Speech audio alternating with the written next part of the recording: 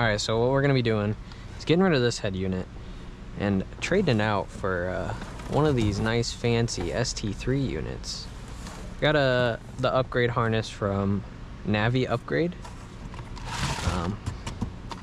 And I just got a bunch of parts from LKQ.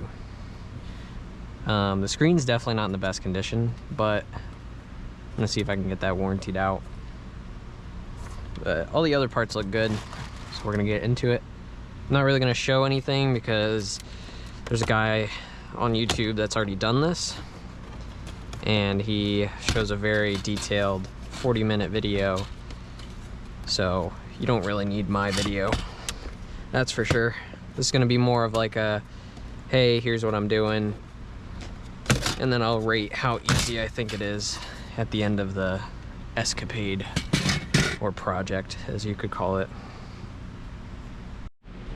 We got the car all torn apart. If you are doing this and you ordered the brackets that are 3D printed, just know that that's how these go. I just figured that out. I've been messing with it for like 30 minutes. So I've got it all put in. This is the bracket put together. I used some of the factory screws. It fits pretty well, I'm not gonna lie. So I'm happy with that, that's for sure. Got the head unit put in with the faceplate and everything, so we're about to start it up and start programming it.